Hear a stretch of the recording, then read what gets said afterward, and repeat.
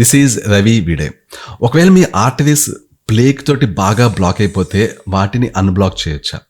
అంటే క్లాగ్ అయిపోయిన ఆర్టరీస్ని అన్క్లాగ్ చేయొచ్చా? ఈ ప్లేక్ని క్లీన్ చేయొచ్చా?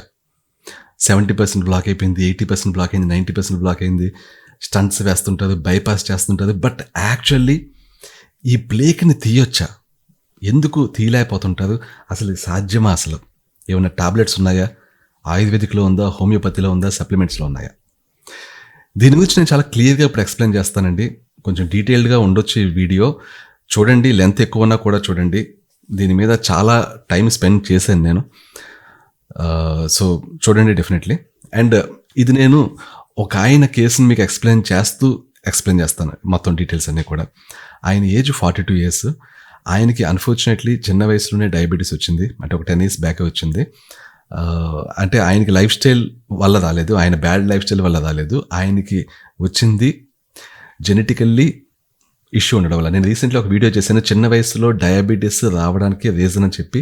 అది ఏ విధంగా జెనెటికల్ ఇష్యూస్ వల్ల లివర్ బ్యాడ్ లివర్ ఉంటే, అంటే లివర్ అంత హెల్దీ లివర్ వాళ్ళల్లో లేకపోవడం వల్ల లో ఇన్సులిన్ రెసిస్టెన్స్ స్టార్ట్ అయ్యి దాని ద్వారా టైప్ 2 డయాబెటీస్ వచ్చి, దాని ద్వారా చిన్న వయసులోనే టైప్ 2 డయాబెటీస్ బారిన పడి త్వరగా ఆర్టరీస్ బ్లాక్ అయిపోయి ఈ డయాబెటీస్ మేనేజ్ కాకపోవడం వల్ల ఆ విధంగా నెక్స్ట్ స్ట్రోక్స్, హార్ట్ అటాక్స్ వస్తుంటాయి.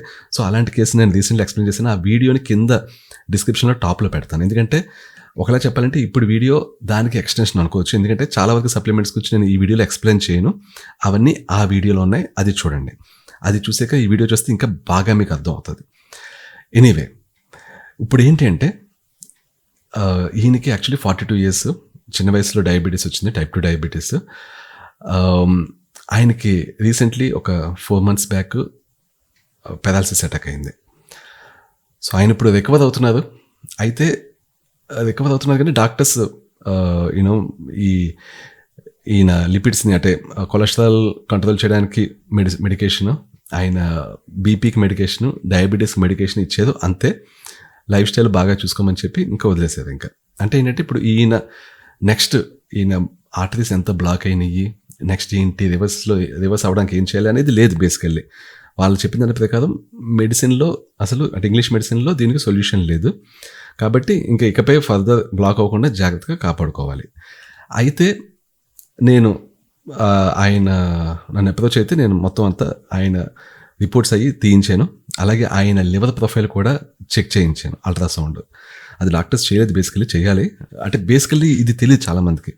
చిన్న వయసులో డయాబెటీస్ రావడానికి లివర్ ఇష్యూ ఉండడం రీజన్ అయ్యి ఉంటుంది అనే విషయం తెలియదు, కాబట్టి చేయించలేదు. బట్ నేను చేయించాను. నేను అనుకున్నట్లే ఆయన లివర్లో ఇష్యూ ఉన్న విషయం బయటపడింది.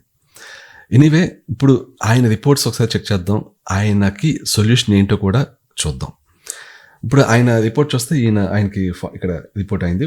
నేను ఓన్లీ హైలైట్ వేటి గురించి అయితే మనం ఫోకస్ చేయాలో వాటిని మాత్రమే కాపీ పేస్ట్ చేసి ఇమేజెస్ కింద తయారు చేశాను అనమాట. ఆయన ఏజ్ 42 years. ఆయన ఫ్రీ టెస్టోస్టెరాన్ 19.11 ఉంది. అంటే ఇప్పుడు బేసికలీ మీరు ఇక్కడ ఫ్రీ టెస్టోస్టెరాన్ చూస్తే రేంజ్, ఆయన ఏజ్ 42 కాబట్టి 19 to 55 years ఏజ్ వాళ్ళకి 1 to 28.28. అంటే ఆప్టిమల్ రేంజ్ ఎంత? లో value plus high value by 2, 28 plus 1, 29/2 అంటే 14.5 కంటే ఎక్కువ, అంటే 15 కానీ అంతకంటే ఎక్కువగానే ఉంటే ఆప్టిమల్ రేంజ్లో ఉన్నట్లు. జస్ట్ నార్మల్ కాదు, ఆప్టిమల్గా ఉన్నట్లు. ఆయనది 19.11 ఉంది. అంటే ఆయనకి చాలా బాగుంది ఫ్రీ టెస్టోస్టెరాన్. అంటే 42 years ఏజ్లో ఆయనకి టెస్టోస్టెరాన్ చాలా బాగుంది. అసలు హార్మోన్ ఇంబ్యాలెన్స్ లేదు. సాధారణంగా లైఫ్ స్టైల్ బాగా లేకపోవడం వల్ల డయాబెటీస్ వచ్చిన వాళ్ళలో ఇలా ఉండదు. వాళ్ళలో టెస్టోస్టెరాన్ కానీ, థైరాయిడ్ కానీ, ఏదో ఒక హార్మోన్స్ డెఫినెట్లీ ఇంబ్యాలెన్స్ ఉంటాయి. మ్యాక్సిమం ఏంటంటే టైప్ 2 డయాబెటీస్ లైఫ్ స్టైల్ వల్ల వస్తే హార్మోన్ ఇంబ్యాలెన్స్ ఫస్ట్ స్టార్ట్ అయ్యి అప్పుడు టైప్ 2 డయాబెటీస్ వస్తుంది. నేను చాలామంది రిపోర్ట్స్ చూశాను. బట్ ఈయనకి లేదు హార్మోన్ ఇంబ్యాలెన్స్. అంటే ఆయనకి టైప్ 2 డయాబెటీస్ వచ్చింది హార్మోన్స్ బ్యాలెన్స్ వల్ల కాదు, లైఫ్ స్టైల్ వల్ల కాదు, సంథింగ్ ఎల్స్. అది ఇప్పుడు చూద్దాం. ఈయన హోమోసిస్టిన్ చూస్తే, హోమోసిస్టిన్ అంటే హార్మోన్ ఇంబ్యాలెన్స్ అంటే ఓన్లీ టెస్టోస్టెరాన్ చూసి చెప్పేస్తున్నాను అనుకోద్దు మీద. నేను ఆయన మిగిలిన రిపోర్ట్స్ కూడా చూశాను కాబట్టి చెప్తున్నాను. ఆల్రెడీ నేను అవన్నీ చూశాను, అవి నెక్స్ట్ వస్తాయి. నెక్స్ట్ హోమోసిస్టిన్ 27.7 ఉంది. నేను ఎప్పుడు చెప్తుంటాను, హోమోసిస్టిన్ అనేది 10 దాటి ఉండకూడదు. ఇక్కడ మీకు ల్యాబ్ రిపోర్ట్లో <30 నార్మల్ అని ఉంటుంది, బట్ 10 దాటి ఉండకూడదు. 27.7 అంటే అప్పర్ రేంజ్కి బాగా దగ్గరలో ఉంది. దాని మీనింగ్ మైల్డ్ ఇన్ఫ్లమేషన్ ఉన్నట్లే లెక్క. అంటే తక్కువ మొత్తంలో అయినా సరే ఆర్టరీస్లో ప్లేక్ బిల్డప్ ఇంకా అవుతూనే ఉంది. ఆయనకి పెదాల్సిస్ సిస్టర్కి వచ్చి 3 months అయ్యింది, బట్ స్టిల్ ఇంకా ప్లేక్ బిల్డప్ అవుతూనే ఉంది.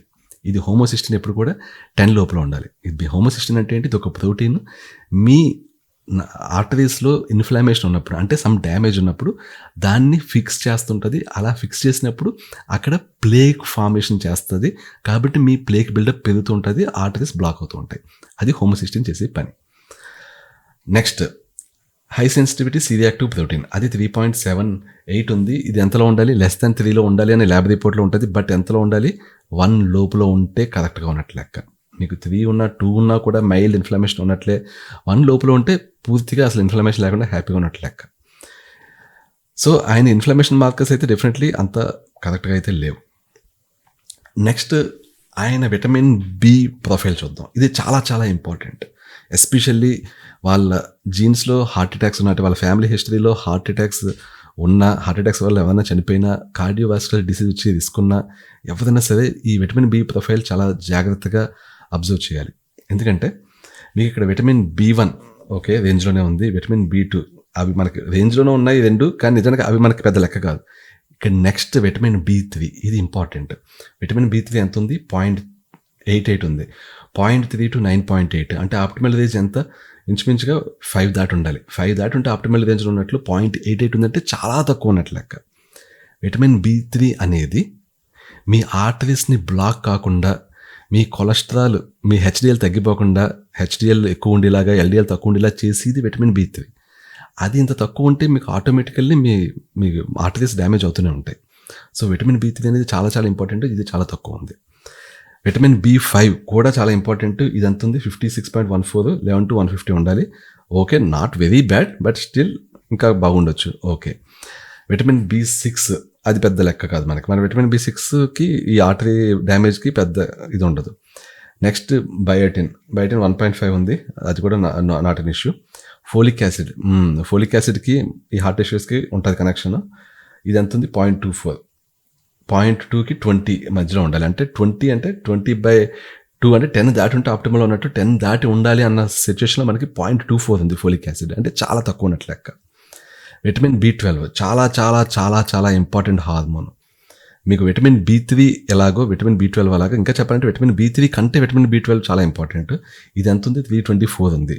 నార్మల్లోనే ఉందా? నార్మల్లో ఉంది, కానీ ఆప్టిమల్లా కాదు, అంటే చాలా తక్కువ ఉన్నట్టే లెక్క. ఎందుకంటే 911 + 211/2 అంటే ఎంత? 1122/2 అంటే 550, 560 అలా వస్తుంది. 560 కంటే ఎక్కువ ఉండాలి, కానీ 324 ఉంది, అంటే తక్కువ ఉన్నట్లు లెక్క. నెక్స్ట్ టెస్టోస్టెరాన్ 532 ఉంది. అది కూడా బాగుంది. అదే ఫ్రీ టెస్టోస్టెరాన్ బాగున్నప్పుడు ఇంకా టెస్టోస్టెరాన్ గురించి మనం పట్టించుకోకర్లేదు. సో ఇది అయితే నెక్స్ట్ ఇంకా చూద్దాం. కొలెస్ట్రాల్, ఇది చూసారా ఎంత దారుణంగా చేంజ్ అయిందో. ఇది ఇక్కడ హెచ్డిఎల్ ఎంత ఉంది? 41. 40 to 60లో ఉండాలి, 41 ఉంది. రేంజ్లో ఉన్నప్పటికీ తక్కువే ఉంది. ఇంకా అంటే ఇవి ఇంతలా ఉన్నాయి కాబట్టి హెచ్డిఎల్ ఏం కాపాడలేదు. ఇప్పుడు హెచ్డిఎల్ అనేది మిమ్మల్ని కాపాడేది. ఈ ఎల్డిఎల్, ట్రైగ్లిసరైడ్స్, విఎల్డిఎల్ ఇవి మిమ్మల్ని నాశనం చేసేవి. ఇవి అన్నీ ఎంత ఎక్కువ రేంజ్లో ఉన్నప్పుడు హెచ్డిఎల్ జస్ట్ నార్మల్ రేంజ్లో ఉంటే అది ఏమీ చేయలేదు. ఎల్డిఎల్ ఎంత ఉంది? 194 ఉంది. <100 ఉండాలి, ఎక్కువ ఉంది. ట్రైగ్లిసరైడ్స్ ఎంత ఉన్నాయి? 294. 150 లోపల ఉండాలి, 294 ఉందంటే చాలా ఎక్కువ ఉంది. విఎల్డిఎల్ 58.8, 5 to 40 ఉండాలి, ఎక్కువ ఉంది. అంటే ఈ ట్రైగ్లిసరైడ్స్, విఎల్డిఎల్ వీటి వల్లనే ఆయనకి పెరాలసిస్ వచ్చింది. పెరాలసిస్ అటాక్ అవ్వడానికి మెయిన్ రీజన్ ఇవే, ట్రైగ్లిసరైడ్స్, విఎల్డిఎల్. ఇవి చాలా కాలం నుంచి ఇలా ఉండిపోయినాయి, చాలా కాలం నుంచి. వీటిని రివర్స్ చేయలేదు.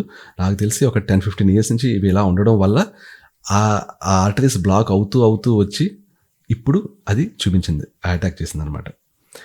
సో ఇప్పుడు ఏం చేయాలి మనం? ఈయనకి ఫ్యూచర్లో మళ్ళీ ఇది పెరగకుండా ఉండాలి, ఇక్కడితో ఆపాలి. ఇక్కడితో ఆపుతూ మెల్లిగా రివర్స్ చేయాలంటే ఏం చేయాలంటే ఈ ఎల్డిఎల్ తగ్గాలి, ట్రైగ్లిసరైడ్స్ అసలు 150 కాదు, 50 లోపల కూడా ఉండాలి. విఎల్డిఎల్ 10 or 20 ఉండాలి. ఇవి ట్రైగ్లిసరైడ్స్ తగ్గి ట్రైగ్లిసరైడ్స్, విఎల్డిఎల్, ఎల్డిఎల్ కంటే డేంజర్. నిజానికి ఎల్డిఎల్ ఎక్కువ ఉంటే మనకి ఏం కాదు, ఇన్ఫ్లమేషన్ లేకుండా ఎల్డిఎల్ ఒక్కటే ఉంటే ఇంకా హెల్దీ కూడా. ఎల్డిఎల్ ఎక్కువ ఉండి ఇన్ఫ్లమేషన్ ఏం లేదు అంటే ఆ మనిషిలో హార్మోన్స్ అద్భుతంగా ఉంటే చాలా బాగుంటాడు మనిషి హెల్దీగా ఉన్నట్లు లెక్క. ఎల్డిఎల్ నుంచే మన హార్మోన్స్ తయారవుతాయి. మన టెస్టోస్టెరాన్, ఈ కార్టిజాల్, ఇవన్నీ లేడీస్లో ఈస్ట్రోజన్, ప్రొజెస్టరాన్ ఇవన్నీ తయారయ్యేది ఎల్డిఎల్ నుంచి. కాబట్టి ఎల్డిఎల్ అనేది బ్యాడ్ కాదు, ఎల్డిఎల్ మంచిదే. Inflammation bad. ఇన్ఫ్లమేషన్తో పాటు ట్రైగ్లిజరైడ్స్, విఎల్డిఎల్ ఇంత లెవెల్ ఉన్నాయంటే ఇంకా అది ఎక్స్ట్రీమ్ బ్యాడ్ అనమాట. సో ఈయనకి ఇన్ఫ్లమేషన్ ఉంది, ఇది ఉంది అంటే ఈయన ఇంకా డ్యామేజ్ అవుతుంది బాడీ. సో ఆయన పెరాలసిస్ అటాక్ అయింది, ఇప్పుడు ఇంకా క్యూర్ అయిపోతున్నట్లు కాదు, ఇంకా డ్యామేజ్ జరుగుతుంది. అంటే ఫ్యూచర్లో ఇప్పుడు కానీ జాగ్రత్త పడకపోతే ఆయన ఏజ్ 40-50 కూడా ఆయన చూడకపోవచ్చు. సో ఇప్పుడు మనం జాగ్రత్త పడి ఇది రివర్స్ చేయడానికి ప్రయత్నించాలి. ఇకపై ఇంకా అసలు నెక్స్ట్ ఇంక బ్లాక్ అనేది వెళ్ళకూడదు, ఆగిపోవాలి ఇక్కడతోటి. సో ఓకే, మనం ఇది చేయాలి. ఇప్పుడు ఇది చేస్తే ఏ విధంగా ఆయన ఆర్టరీస్ అన్క్లాగ్ అవుతాయి, ఆయనకి ఏ విధంగా హార్ట్ అటాక్, స్ట్రోక్ ఆపేయచ్చు ఫ్యూచర్లో. ఎలాగంటే ఇప్పుడు ట్రైగ్లిజరైడ్స్, విఎల్డీలు ఏం చేస్తాయి, మన ఆర్టరీస్లోకి వెళ్ళి ఆర్టరీ గోడల్లో ఎక్కడైతే డ్యామేజ్ అవుతుందో, ఆ డ్యామేజ్ మన ఇన్ఫ్లమేషన్ అంటాం, ఆ డ్యామేజ్ అవుతుందో ఆ డ్యామేజ్ అయిన ప్లేస్లోకి వెళ్ళి అక్కడ సిమెంట్ చేస్తుంది. ఈయనకి ఎందుకు డ్యామేజ్ అవుతుంది? ఎందుకంటే ఈయనకి డయాబెటీస్ ఉంది కాబట్టి. డయాబెటీస్ ఉంటే ఎందుకు డ్యామేజ్ అవుతాయి ఆర్టరీస్? డయాబెటీస్ ఉన్నప్పుడు, అది కంట్రోల్లో లేనప్పుడు ఆ హై షుగర్, హై ఇన్సులిన్, రెండు, హై షుగరు మనకి ఇన్ఫ్లమేషన్ క్రియేట్ చేస్తుంది, హై ఇన్సులిన్ ఇన్ఫ్లమేషన్ క్రియేట్ చేస్తుంది. ఎలాగా? షుగర్ మనకి ఎందులోంచి వెళ్తుంటుంది? బ్లడ్లోంచి వెళ్తుంటుంది. బ్లడ్లోంచి వెళ్తున్నప్పుడు షుగర్ ఏంటి, మనం పంచదార ఊహించుకోవచ్చు. పంచదార ఇలా పెట్టి మన ఇలా చేతి మీద అంటే ఏమవుతుంది, కోస్తుంది, రాసుకుంటుంది, గుచ్చుకుంటుంది. అదే విధంగా షుగర్ కూడా మన బ్లడ్లో అలా ప్రయాణిస్తుంటే ఉండాల్సిన కంటే ఎక్కువ ఉంటే మన ఆర్టరీ వాల్స్ నుంచి వెళ్తున్నప్పుడు ఆర్టరీ గోడల్ని కోస్తున్నప్పుడు అక్కడ డ్యామేజ్ అయింది కాబట్టి దాన్ని ఏ ఫిక్స్ చేస్తుంది? కొలెస్ట్రాల్ ఫిక్స్ చేస్తుంది. సో ఆ డ్యామేజ్ అయ్యి ఆ ఫిక్స్ అవడమే ఆ ఇన్ఫ్లమేషన్, ఆ బాగైనప్పుడు ఆ ఇన్ఫ్లమేషన్ అక్కడ ఏర్పడుతుంది. అక్కడ ప్లేక్ బిల్డప్ అవుతుంది ఈ కొలెస్ట్రాల్ వల్ల. అంటే మనకి మెయిన్ అసలు ప్లేక్ బిల్డప్ అవ్వడం స్టార్ట్ అవ్వడానికి మెయిన్ రీజన్ ఏంటి? హై షుగర్తో పాటు హై ఇన్సులిన్ కూడా. షుగర్ ఏ విధంగా బ్లడ్లోంచి వెళ్తున్నప్పుడు కోస్తుంటుందో ఇన్సులిన్ కూడా అలాగే బ్లడ్లోంచి వెళ్తున్నప్పుడు కోస్తుంటుంది. సో హై షుగర్ ఉండకూడదు, హై ఇన్సులిన్ ఉండకూడదు. సో ఈయనకి నెక్స్ట్ ఇది ఇంకా పెరగకుండా ఉండాలంటే, ఇన్ఫ్లమేషన్ తగ్గాలంటే ఏం చేయాలి? షుగర్ లేకుండా చూసుకోవాలి, హై ఇన్సులిన్ లేకుండా చూసుకోవాలి. అంటే దాని మీనింగ్ ఏంటి? ఆయన లో కార్బోహైడ్రేట్స్ డైట్ తీసుకోవాలి. అంటే ఎక్కువ కార్బోహైడ్రేట్స్ అంటే ఎక్కువ రైస్ తినకూడదు. అలాగని చెప్పేసి రైస్ తినకూడదు కాబట్టి మిలెట్స్ అలాంటి స్లో డైజెస్టింగ్ తీసుకుంటే, స్లో డైజెస్టింగ్ కూడా డేంజర్. ఎందుకని? స్లో డైజెస్టింగ్ మెల్లిమెల్లిగా షుగర్ని బ్లడ్లో వేసినప్పటికీ అది పొద్దుస్తమాను అది కార్బోహైడ్రేట్సే కాబట్టి దానికోసం అలా ఇన్సులిన్ జనరేట్ అవుతుంటుంది. సో కొంత షుగర్, కొంత ఇన్సులిన్ రెండు బ్లడ్లోనే ఉండి మీరు మిలెట్స్ తిన్నా, అలా ఏదైనా సరే స్లో డైజెస్టింగ్ కార్బోహైడ్రేట్స్ ఏం తిన్నా కూడా బ్లడ్లో ఎప్పుడూ ఈ ఇన్సులిన్, షుగర్ ఉండి ఆ వాటరీస్ అలా కోస్తూనే ఉంటాయి. సో ఓవరాల్ కార్బోహైడ్రేట్స్ కన్సంప్షన్ తగ్గించాలి. అలా అని చెప్పేసి కీటోకి వెళ్ళిపోకూడదు. కీటోకి వెళ్ళిపోతే మళ్ళీ వేరే ఇష్యూస్ వస్తాయి. ఈ కీటో టెంపరీగా పనిచేస్తే తప్పించి పర్మనెంట్గా కీటోకి వెళ్తే అది మీ హార్మోన్స్ని దెబ్బతీస్తుంది. ఆ విధంగా కూడా మీకు లాంగ్ టర్మ్లో డ్యామేజ్ అవుతుంది. కాబట్టి కీటోకి వెళ్ళిపోకూడదు, లో కార్బ్కి వెళ్ళాలి. అంటే మీ బాడీ కార్బోహైడ్రేట్స్ మీదే రన్ అవ్వాలి. బట్ జాగ్రత్తగా, మరీ ఎక్కువ కాకుండా, మీ ఆర్టరీస్ని డ్యామేజ్ చేయనంత లెవెల్లో మాత్రమే ఉండాలి. అంటే దాని మీనింగ్ నథింగ్ బట్ మీ షుగర్ని మీద కంట్రోల్లో పెట్టుకోవాలి. అది మీ డైట్ ద్వారా, మీ మెడికేషన్ ద్వారా కంట్రోల్లో పెట్టుకోవాలి. రైట్. అదేంటి? ఎక్స్ట్రా డ్యామేజ్ కాకుండా ఆపడానికి. కానీ ఆల్రెడీ ఈ ట్రైగ్లిజరైడ్స్ ఎక్కువ ఉన్నాయి, విఎల్డీలు ఎక్కువ ఉంది. దీన్ని ఎలా తగ్గించాలి చెప్తాను. మిగిలిన రిపోర్ట్స్ కూడా చూసి ఫైనల్గా దాని దగ్గరికి వస్తాను. ఇప్పుడు కింద థైరాయిడ్ రిపోర్ట్ చూద్దాం. థైరాయిడ్ T3, నేను ఫ్రీ T3 టెస్ట్ చేయించాను. ఇంకా అదే మెయిన్ అనుకోండి. ఇంకా చాలామంది TSH వస్తారు, T4 చూస్తారు, T3 చూస్తారు, అన్నీ బాగానే ఉన్నాయి. ఫ్రీ T3 3.1 ఉంది, 1.7 4.2 అంటే 4.2 + 1.7 5.9/2 అంటే ఆల్మోస్ట్ 3 దాటి ఉంది. అంటే ఆయనకు ఆప్టిమల్ రేంజ్లో ఫ్రీ T3 ఉంది. అంటే ఆయన థైరాయిడ్ కూడా అద్భుతంగా ఉంది. ఇందాక టెస్టోస్టెరాన్ అద్భుతంగా ఉంది, థైరాయిడ్ అద్భుతంగా ఉంది. 42 years ఏజ్లో ఆయనకి పర్ఫెక్ట్లీ ఉన్నాయి. ఆయనకి అన్ఫార్చునేట్లీ జెనెటికల్లీ బ్యాడ్ లివర్ రాకపోయి ఉంటే ఆయన ఫుల్ హెల్దీగా ఉండే పర్సన్, యాక్చువల్లీ ఉండాల్సిన పర్సన్. ఓకే, ఎనీవే ఆయనకి బ్యాడ్ హ్యాబిట్స్ లేవు నాకు తెలుసు. అందుకనే ఆయన నాకు ఫ్రెండ్ యాక్చువల్లీ. అందుకనే ఆయనకి ఇలా రావడం అనేది చాలా ఆశ్చర్యంగా ఉంది అనిపిస్తుంది నాకు. ఎనీవే నెక్స్ట్ ఆయన మిగిలిన వాల్యూస్ చూస్తే కాల్షియం నార్మల్గానే ఉంది, యూరిక్ యాసిడ్ 7 ఉంది, 4.2 to 7.3 మధ్యలో ఉండాలి, 7 ఉంది. దీని గురించి కూడా కొంచెం చెప్తాను మీకు నెక్స్ట్. సో మిగిలినవి బాగానే ఉన్నాయి. నెక్స్ట్ విటమిన్ D3 తక్కువ ఉంది, 14.2 ఉంది. సో ఆయన విటమిన్ D2 విటమిన్ D3 ఇవి తక్కువ ఉన్నాయి, వాటిని డెఫినెట్లీ సప్లిమెంటేషన్ చేయాలి, చాలా తక్కువ ఉంది యాక్చువల్లీ. నెక్స్ట్ బ్లడ్ రిపోర్ట్స్ చూస్తే నేను ఎప్పుడు చెప్తుంటాను చాలామందికి ఈ ప్రాబ్లం ఉంటుంటుంది అని చెప్పి, బ్లడ్ సెల్ విడ్త్ తక్కువ ఉంది, తక్కువ ఉండదు అది ఎక్కువ ఉంది. ఓవరాల్గా ఇక్కడ ఇవన్నీ తేడా ఉన్నాయి. బేసికలీ ఏంటంటే ఎనీమియా ఉంది, హిమోగ్లోబిన్ తక్కువ ఉంది, మనకి ఏంటంటే ఎనీమియా ఉంది. నేను మీకు చెప్తుంటాను కదా, ఎనీమియా ఉండడానికి one of the reasons, main reasons ఏంటి, విటమిన్ B12 మీ బాడీలో తక్కువ ఉండడం. సో ఈయనకి విటమిన్ B12 తక్కువ ఉంది కాబట్టి, హోమోసిస్టిన్ ఎక్కువ ఉంది కాబట్టి దట్ బ్లడ్ సెల్స్ విడ్త్ కూడా తేడా వచ్చినాయి. సో B12 అనేది డెఫినెట్లీ ఆయన తీసుకోవాలి. చాలా మందిలో B12 తక్కువ ఉండడానికి ఏది రీజన్ అనేది కూడా నా పాత వీడియోలో చెప్పాను. డైజెషన్ ఇష్యూస్ ఉన్న వాళ్ళకి B12 తక్కువ ఉంటూ ఉంటుంది, డైజెషన్ ఇష్యూస్ కూడా ఫిక్స్ చేస్తూ ఉండాలి. ఎనీవే నెక్స్ట్ దీనికి వెళ్దాం. ఆయన లివర్ అల్ట్రాసౌండ్ అబ్డామిన్ చేయించాను నేనే, చేయించమని చెప్తే ఆయన చేస్తే రిపోర్ట్ వచ్చింది. నేను ఎక్స్పెక్ట్ చేసినట్లే వచ్చింది. నేను అనుకున్నాను ఆయన లివర్ ఎన్లార్జ్ అయి ఉంటుంది, ఎందుకంటే బ్లడ్ రిపోర్ట్స్ చూసాక ఆ అమౌంట్ ఆఫ్ ట్రైగ్లిసరైడ్స్, ఆ అమౌంట్ ఆఫ్ VLDL డెఫినెట్లీ లివర్లో సమ్ అబ్నార్మాలిటీ ఉంటేనే అలా జరుగుతుంది. అంటే లివర్ ఎన్లార్జ్ ఉండడం ఇలాంటివి జరిగినప్పుడే అది జరుగుతుంది. డెఫినెట్లీ గ్రేడ్ 1 కానీ గ్రేడ్ 2 కానీ ఫ్యాటీ లివర్ ఉంటుందని ఎక్స్పెక్ట్ చేశాను. అనుకున్నట్లే గ్రేడ్ 1 లివర్ ఫ్యాటీ లివర్ ఉంది, మైల్డ్ హెపటోమెగాలీ అంటే liver enlargement actually. So liver కొంచెం సైజ్ పెద్దదైంది.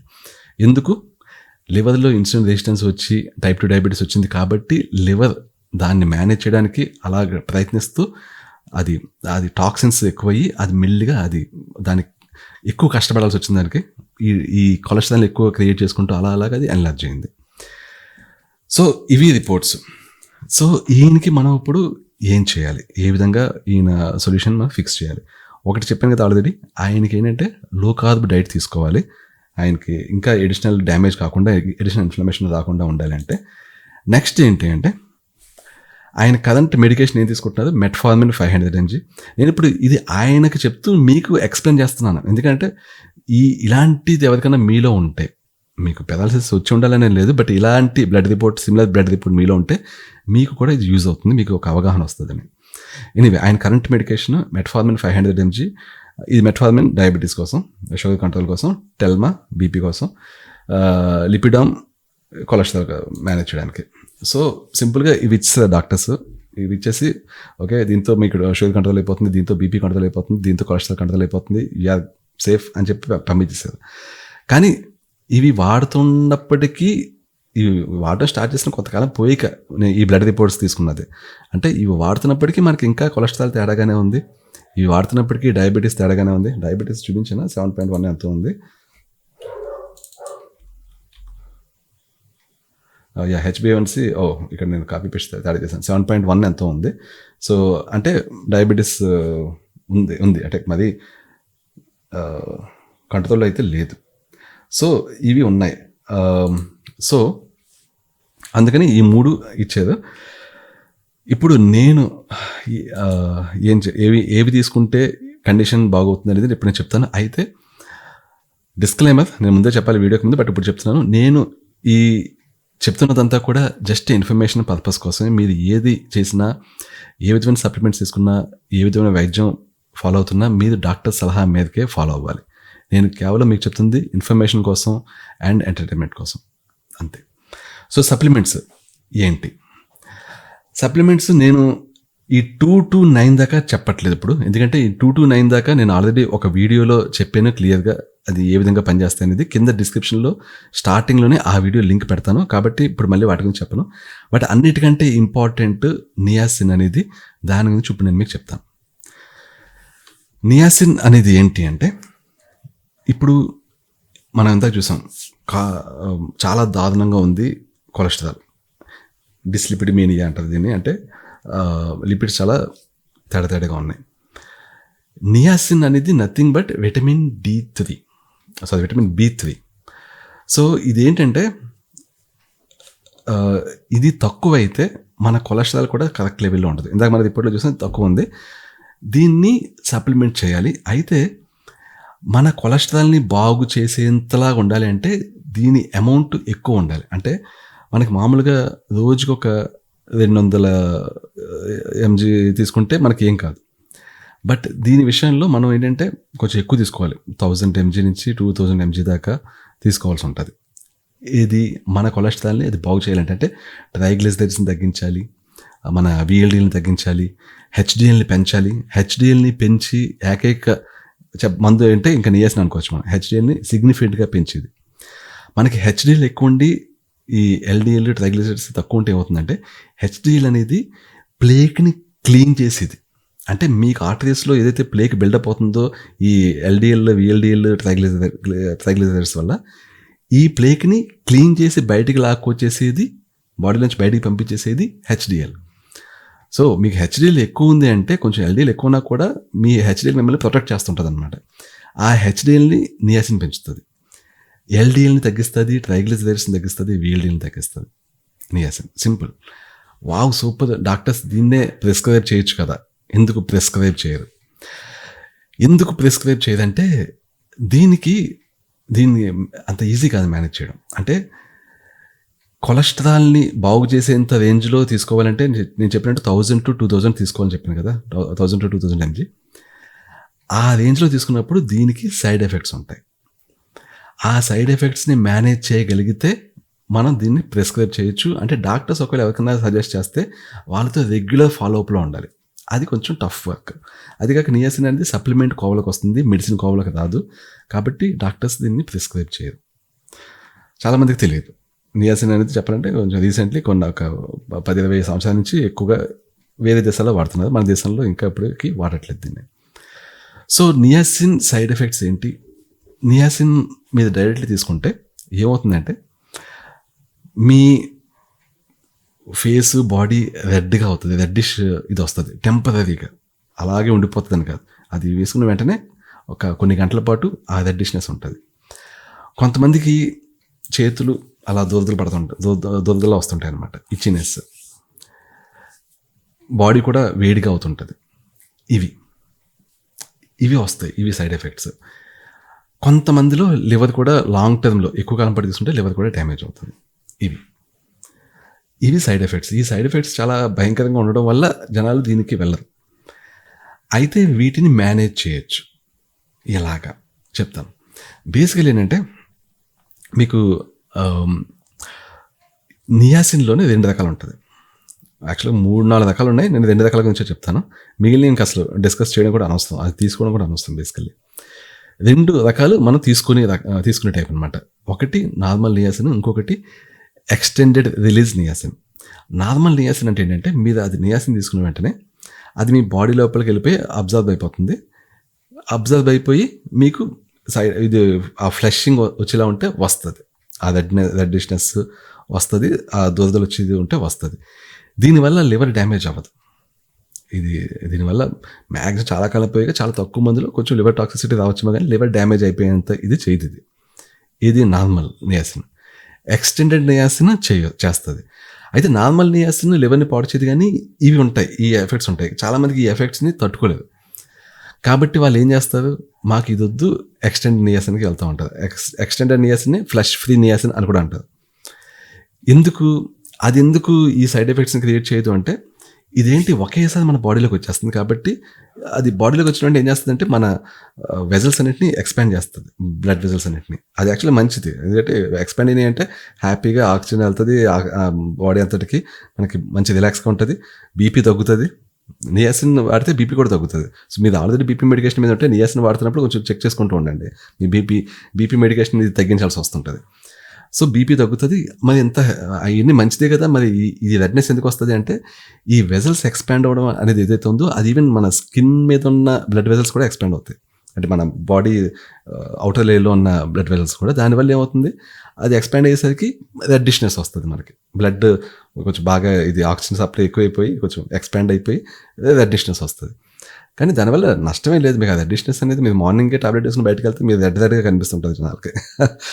సో, అది బట్ కొంచెం వేడెక్కినట్టు కూడా ఉంటది. ఎందుకంటే ఒకేసారి ఇవన్నీ వెజల్స్ అన్నీ బ్లడ్ వెజల్స్ అన్నీ ఎక్స్పాండ్ అయినప్పుడు కొంచెం బాడీ హీట్ ఎక్కిన ఫీలింగ్ తెలుస్తుంటది. చాలామంది వీటిని ఈజీగా మేనేజ్ చేస్తుంది కానీ కొంతమంది వీటిని తట్టుకోలేరు. సేమ్ ఇదే ఈ బ్లడ్ వెజల్స్ ఎక్స్పాండ్ అవ్వడం వల్ల కొంతమందికి స్కిన్ ఎక్స్పాండ్ అయితే అవుతుందో దురదలు వస్తుంటాయి ఇలాగా. అది సో ఇవన్నీ బేసికలీ విజువలైజేషన్ వల్ల అలా వస్తుంటాయి. బట్ ఇవన్నీ మేనేజ్ చేయగలిగితే ఓకే. లేదు నేను మేనేజ్ చేయలేంత రేంజ్లో వస్తున్నాయి అంటే ఫస్ట్ ఏంటంటే ఒకేసారి 1000 mg 2000 mg కాకుండా స్టార్టింగ్లో ఒక 100 mg 50 mg 100 mg 150 mg దాకా తీసుకుని అప్పుడు మెల్లిమెల్లిగా పెంచుకుంటూ వెళ్తే మీకు ఇదే బాడీ కూడా అడ్జస్ట్ అవుతుంది. కానీ ఒకేసారి 500 mg తీసుకున్నా లేకపోతే 1000 mg తీసుకున్నా మీకు ఈ సైడ్ ఎఫెక్ట్స్ బాగా కనిపిస్తాయి. ఓకే, ఇప్పుడు నెక్స్ట్ ఏంటంటే ఇది ఎంత తీసుకున్నా కూడా ఇలాగ వస్తుంది, రెడ్నెస్ వచ్చేస్తుంది బాడీలో అనుకున్నప్పుడు అప్పుడు ఏం చేయాలి? అప్పుడు ఎక్స్టెండెడ్ వెర్షన్ నియాసిన్ తీసుకుంటే అదేంటి, ఒకేసారి బాడీలోకి మొత్తం నియాసిన్ పంపించేయకుండా మనం ఆ ట్యాబ్లెట్ తీసుకున్నాక ఒక 8 to 12 hours మెల్లిగా మన బాడీలోకి అలా వదులుతుంటుంది అనమాట, ఒకేసారి పంపించేయకుండా. దీనివల్ల ఏంటి మనకి ఒకేసారి అంత ఎక్కువ అమౌంట్లో నియాసిన్ రాదు కాబట్టి మన బాడీ ఒకేసారి ఫ్లష్ వచ్చేసి ఇదంతా కాకుండా అడ్జస్ట్ అవుతుంది అనమాట. ఇలాంటి ఏమీ ఉండవు, దోదలు ఉండవు, రెడ్గా అయిపోవడం ఇదేమీ ఉండదు. బాగానే ఉంది కదా, సో ఎక్స్టెండెడ్ నియాసిన్ వాడచ్చు కదా అనుకుంటే ఇక్కడ ఏమవుతుందంటే అన్ని గంటల పాటు అది మీ బాడీలో ఇలాగ ప్రొడ్యూస్ అవుతూ ఉంటుంటే లివర్ మీద అన్ని గంటల పాటు కొద్ది మొత్తంలో టాక్సిసిటీ పడుతుంటుంది. దానివల్ల ఏమవుతుంది, ఇమీడియట్లీ కాదు కానీ లాంగ్ టర్మ్లో లివర్ ఎఫెక్ట్ అవుతుంది. ఆల్రెడీ టైప్ 2 డయాబెటీస్ వల్ల లివర్ కొంత ఇంపాక్ట్ అయి ఉన్నప్పుడు మళ్ళీ దీని మీద ఎక్స్ట్రా బర్డెన్ పెట్టకుండా పెట్టినట్లు అవుతుంది యాక్చువల్లీ. బట్ మనం చూడాలి, మన లాభ నష్టాలు రెండు బేరీజ్ వేసుకుని చూడాలి మనం ఇక్కడ. సో ఈ విషయంలో నేను సజెస్ట్ చేసేది అయితే ఏంటంటే ఫస్ట్ తక్కువ, ఇక్కడ నేను బి కాంప్లెక్స్ విటమిన్స్ మెన్షన్ చేశాను ఇక్కడ 8th నెంబర్ దగ్గర. ఇందులో మీకు 50 mcg ఆఫ్ నియాసిన్ ఉంటుంది.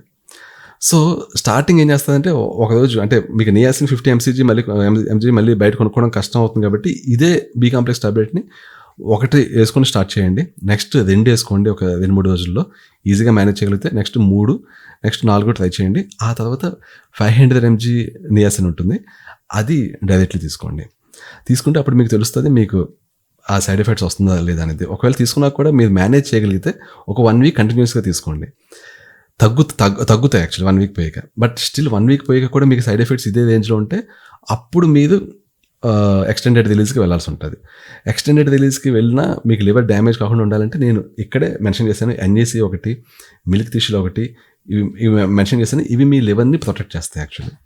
సో ఒకవేళ మీరు ఎక్స్టెండెడ్ నియాసిన్ తీసుకునేటట్లయితే ఇవి డెఫినెట్లీ తీసుకోవాలి లివర్ ప్రొటెక్షన్కి. ఇవి తీసుకోవడమే కాకుండా ఎవ్రీ 3 to 4 months ఒకసారి మీరు బ్లడ్ రిపోర్ట్స్ చెక్ చేసుకుంటూ ఉండాలి. మీ లివర్ మీద ఎక్స్ట్రాగా ఏమైనా బర్డెన్ పడుతుందా లేదా తెలుస్తుంది మీకు.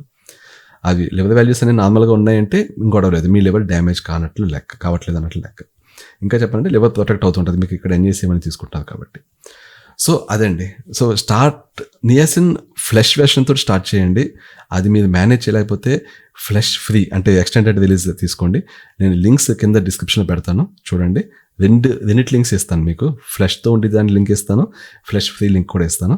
మీరు ఫస్ట్ ఫ్లెష్ది కొనండి, అది మేనేజ్ చేయలేకపోతే అప్పుడు ఫ్లెష్ ఫ్రీది ఆర్డర్ పెట్టండి. సో అది తీసుకుంటే ఏమవుతుంది మీకు ఇమీడియట్లీ ఇప్పుడు నియాసిన్ తీసుకుంటే రేపటికే మొత్తం ఆర్టరీస్ అన్నీ అన్క్లాగ్ అయిపోవు, ఎందుకంటే ఇది లాంగ్ ప్రాసెస్. ఇప్పుడు మీరు నియాసిన్ తీసుకుని స్టార్ట్ చేస్తే ఒక 2 yearsకి మీ ఆర్టరీస్ అన్క్లాగ్ అవుతాయి. పూర్తి స్థాయిలో అవ్వకపోవచ్చు కానీ చాలా వరకు అన్క్లాగ్ అవుతాయి. బట్ అట్లీస్ట్ ప్రాసెస్ స్టార్ట్ అవుతుంది మెల్లిమెల్లిగా, రోజు కొంచెం తగ్గుతూ అలాగ 1 yearకి కొంచెం తగ్గి, 2 years కొంచెం తగ్గి, ఇంకా 3 yearsకి ఇంకా బాగా తగ్గి మీరు బేసిక్గా అంటే ఇకపై ఇంకా బ్లాక్ అవ్వద్దు, ఇకపై అన్క్లాగ్ అయ్యి ప్రాసెస్ ఉంటుంది కానీ మళ్ళీ క్లాగ్ అయ్యే ప్రాసెస్ ఉండదు. అది చాలు కదా. ఇంకా దాని మీనింగ్ ఏంటి, మీకు హార్ట్ అటాక్ రాదు, స్ట్రోక్ రాదు అని ఒక కన్ఫర్మేషన్. అది ఇంకొకటి ఏంటంటే నియాసిన్ తీసుకున్నప్పుడు ఇంకోటి చెప్పడం మర్చిపోయాను. ఒకవేళ ఫ్లెష్ నియాసిన్ తీసుకుంటున్నప్పుడు అంటే ఫ్లెష్ వచ్చి నియాసిన్ తీసుకుంటున్నప్పుడు, నాన్ ఎక్స్టెండెడ్ నియాసిన్ తీసుకుంటున్నప్పుడు ఈ సైడ్ ఎఫెక్ట్స్ రాకుండా ఉండాలంటే ఒక టెక్నిక్ వాడుతుంటారు కొంతమంది. ఆల్రెడీ స్ట్రోక్ వచ్చినా లేకపోతే బీపీ మెడికేషన్ ఉన్న వాళ్ళకి ఎకోస్ప్రిన్ ఇస్తుంటుంది, యాస్పిరిన్ తీసుకున్న 30 minutes పోయాక నియాసిన్ తీసుకుంటే వాళ్ళలో ఈ సైడ్ ఎఫెక్ట్స్ బాగా తగ్గుతాయంట. సో అది ట్రై చేసి చూడండి. మీలో కూడా అలా తగ్గినాయి అంటే మీకు ఇది పర్ఫెక్ట్ కాంబినేషన్. అయితే మీరు ఆల్రెడీ తీసుకోవట్లేదు యాస్పిరిన్, కేవలం నియాసిన్ సైడ్ ఎఫెక్ట్స్ తగ్గడం కోసం అయితే తీసుకోవద్దు. ఆల్రెడీ మీరు ఎగ్జిస్టింగ్ డాక్టర్ సజెస్ట్ చేయడం వల్ల మీరు ఎకోస్ప్రిన్ తీసుకుంటున్నారు. అయితే అప్పుడు అది తీసుకుని హాఫ్ అన్ అవర్ పోయాక నియాసిన్ తీసుకోండి. లేకపోతే కొత్తగా స్టార్ట్ చేయొద్దు.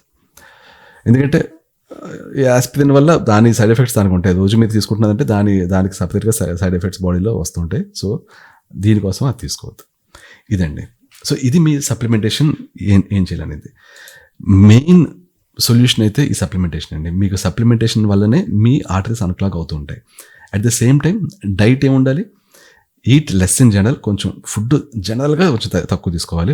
మరి ఒకేసారి ఎక్కువ తిన్న కాకుండా ఈ ఆల్రెడీ ఒకసారి స్ట్రోక్ వచ్చింది కాబట్టి ఈ ఆర్టరీస్ అన్క్లాగ్ అయ్యేంత వరకు, అంటే ఒక 2 to 3 years వరకు కొంచెం అమౌంట్ తక్కువే ఉండేలాగా, అంటే మీరు కడుపు నిండా తినేయకుండా తక్కువ ఎక్కువసార్లు తినండి.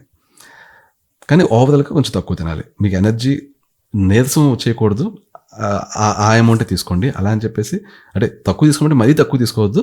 నీరసం రాకుండా ఎనర్జెటిక్గా ఉండి రేంజ్ అదొక మాత్రం తీసుకోండి, ఎక్స్ట్రాగా తీసుకోవద్దు. లో కార్బ్ డైట్, మీకు ఆల్రెడీ డయాబెటీస్ ఉంది కాబట్టి ఇకపై మీ బాడీలో ఇన్ఫ్లమేషన్ రాకూడదు, ఆర్టరీస్ డ్యామేజ్ కాకూడదు, అయితే మీరు డెఫినెట్లీ లో కార్బ్ డైట్ తీసుకోవాలి. Eat liver twice or tries a week. మీరు ఎస్పెషల్లీ మీకు లివర్ ఇష్యూ ఉంది అండ్ మీరు నియాసిన్ తీసుకుంటున్నారు అంటే డెఫినెట్లీ మీరు లివర్ అని తీసుకోవాలి. అంటే మనకి చికెన్ లివర్, మటన్ లివర్ బయట దొరుకుతాయి కదా, అవి మీరు 2 to 3 times.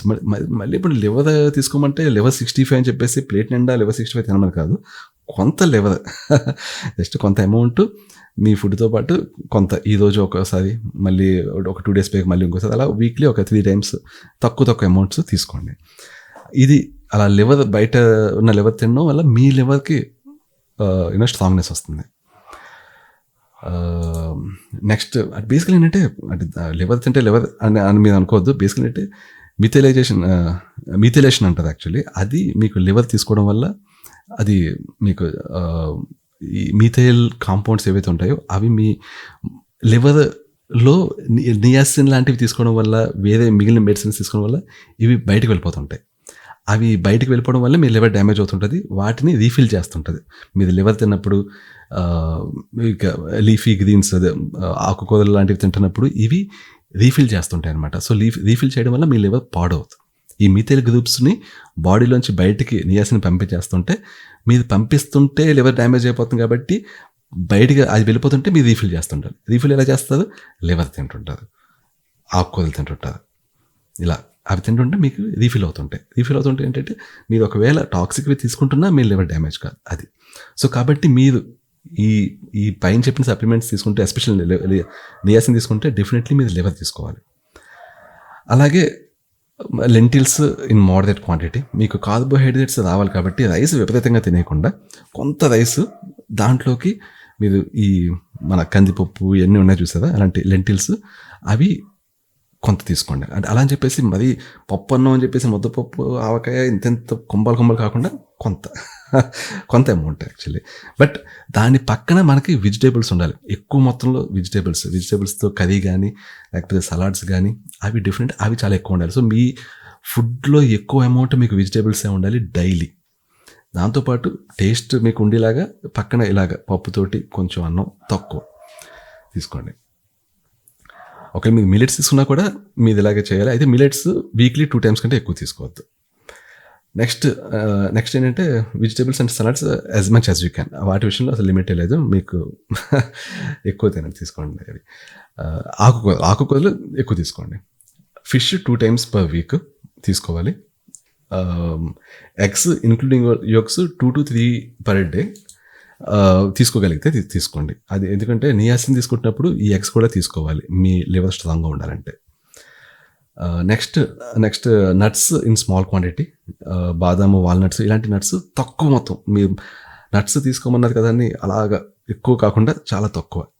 మీది ఇక్కడ హెల్త్ మెయిన్ టార్గెట్, టేస్ట్ కాదు. తక్కువ బాదం పప్పులు అంటే ఒక 5 ఎన్నో, వాల్నట్స్ అంటే కొన్ని గుప్పెడు కూడా కాదు, చాలా ఇన్ని. నెక్స్ట్ బీట్స్, దానిమ్మకాయ ఇవన్నీ రెగ్యులర్గా తీసుకోవాల్సిందే. ఇది మీకు తెలుసు ఆల్రెడీ, చాలామందికి తెలుసు. బోన్ బ్రాత్, యాపిల్ సైడర్ వెనిగర్ ఇవి కూడా రెగ్యులర్గా తీసుకుంటూ ఉండండి. బోన్ బ్రాత్ మర్చిపోవద్దు. నెక్స్ట్ వెజిటబుల్ ఆయిల్స్ లాంటివి ఏం వాడద్దు, సన్ఫ్లవర్ ఆయిల్ లాంటివి. నెక్స్ట్ వర్జిన్ కోకోనట్ ఆయిల్ వాడండి. అండ్ సలాడ్స్లోకి ఆలివ్ ఆయిల్ యూస్ చేయండి.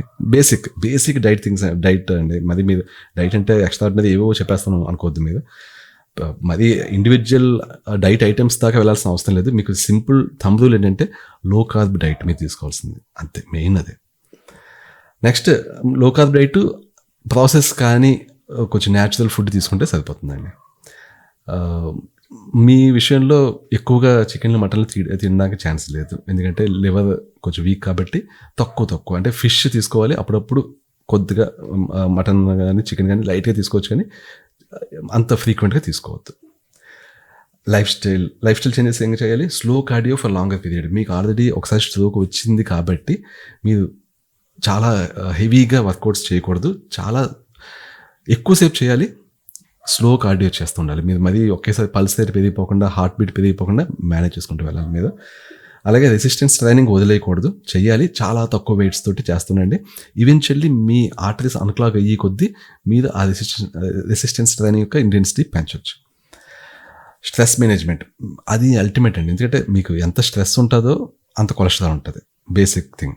మీకు స్ట్రెస్ ఎక్కువ ఉంది అంటే కార్టిజాల్ ఎక్కువ ప్రొడ్యూస్ అవుతుంది. కార్టిజాల్ ఎక్కువ ప్రొడ్యూస్ అయిందంటే మీ షుగర్ లెవెల్స్ పెరుగుతాయి. షుగర్ లెవెల్స్ పెరిగినాయి అంటే ఆటోమేటికల్లీ మీ డయాబెటీస్ లెవెల్స్ పెరుగుతుంది. ఆటోమేటికల్లీ ఇన్ఫ్లమేషన్ పెరుగుతుంది. ఆటోమేటికల్లీ మీ కొలెస్ట్రాల్ పెరుగుతుంది. సో ఇది ఆర్డర్.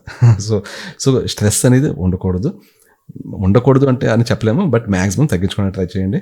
బ్రీతింగ్ వర్కౌట్స్ బాగా పనిచేస్తాయి. కొంతమంది విషయంలో మెడిటేషన్ కూడా పనిచేస్తుంది. 7 hours of sleep at least 7 to 8 hours sleep అనేది చూసుకోవాలండి డెఫినెట్లీ. ఇంతే అండి బేసిక్ థింగ్స్. మీకు బేసిక్ థింగ్స్ ఈ సప్లిమెంట్స్, ఈ డైట్ అండి. ఇది మీరు ఫాలో అవుతూ రెగ్యులర్గా బ్లడ్ టెస్ట్లు చేయించుకుంటూ ఉండండి. ఎవ్రీ 3 to 4 months ఒకసారి చేయించుకుంటూ ఉంటే మీ బాడీలో ఏం చేంజెస్ అవుతున్నాయి చూసుకుంటూ ఉండండి. డెఫినెట్లీ చాలా మంచి చేంజెస్ వస్తాయి.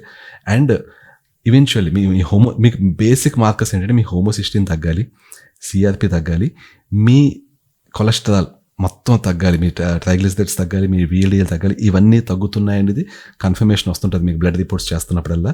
ఇప్పుడు లివర్ ఇప్పుడు టెస్ట్ చేయించారు కాబట్టి ఒక 6 months పైకి మళ్ళీ ఇంకోసారి అల్ట్రాసౌండ్ చేయించండి. అప్పుడు ఒకసారి మీరు చెక్ చేయండి ఎలా ఉందనేది. కొంతన్నా మీ ఎన్లార్జ్డ్ లివర్ సైజ్ తగ్గాలి. సో ఇలాగ 6 monthsకి ఒకసారి అల్ట్రాసౌండ్, మళ్ళీ 1 yearకి ఒకసారి అల్ట్రాసౌండ్ అలా చేయండి. మీకు నెక్స్ట్ 2 yearsలో రివర్స్ కాకపోతే నన్ను అడగండి, డెఫినెట్లీ రివర్స్ అవుతుంది.